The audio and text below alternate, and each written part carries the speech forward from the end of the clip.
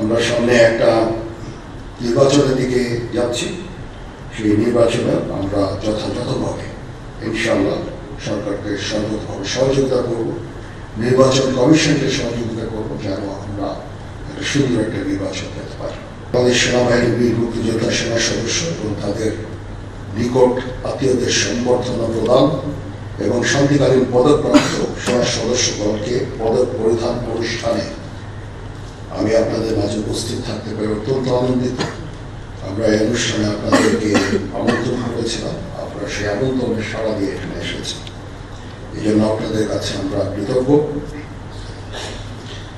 মহান স্বাধীনতা যুদ্ধে যারা মুক্তিযোদ্ধা, আপনাদের আত্মত্যাগের মাধ্যমে আমরা পেয়েছি আজকে আমাদের এই শ্রেষ্ঠ অর্জন স্বাধীনতা।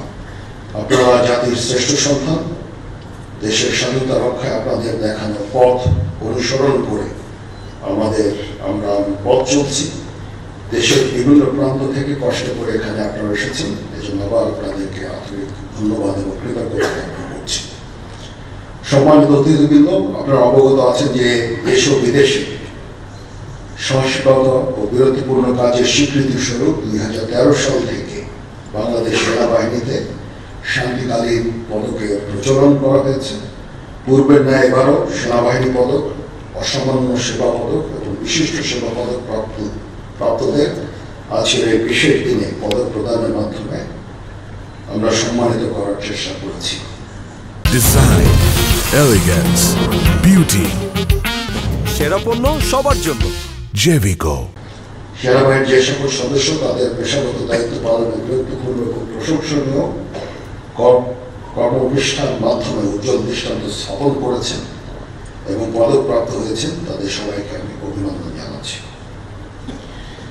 বাংলাদেশ সেনাবাহিনী আজকে কেবল তার নিজস্ব প্রশিক্ষণ কার্যক্রমের মধ্যেই সীমাবদ্ধ নেই, বরং বিভিন্ন সামাজিক ও জাতীয় গঠনমূলক কার্যক্রমে অংশগ্রহণ করে প্রত্যক্ষ ও পরোক্ষভাবে বেসামরিক প্রশাসনকে সহযোগিতা করে যাচ্ছে। বাংলাদেশ সেনাবাহিনী শান্তিরক্ষী মিশনের পেশাদারিত্বের সাথে অর্পিত দায়িত্ব পালনের মাধ্যমে বিশ্ব শান্তি প্রতিষ্ঠায় অনন্য ভূমিকা রেখে চলেছে। সম্প্রতি সময়ে বাংলাদেশ সেনাবাহিনীর সদস্যগণ ইনহেরিট সিভিল পাওয়ারে দেশের আইন শৃঙ্খলা রক্ষার কাজে নিয়োজিত আছেন। আমরা সামনে একটা নির্বাচনের দিকে যাচ্ছি।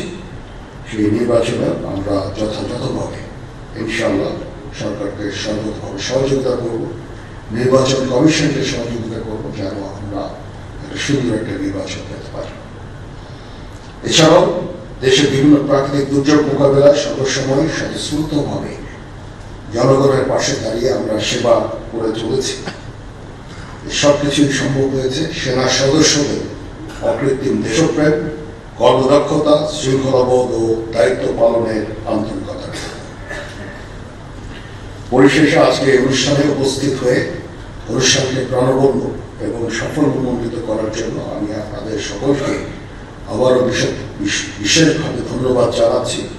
এছাড়া আজকের এই অনুষ্ঠান সুন্দরভাবে আয়োজন করার জন্য আমি সংশ্লিষ্ট সকলকে আন্তরিক ধন্যবাদ জানাচ্ছি। মহান আল্লাহ তাআলা আমাদের সহায় হন। আল্লাহ হাফেজ।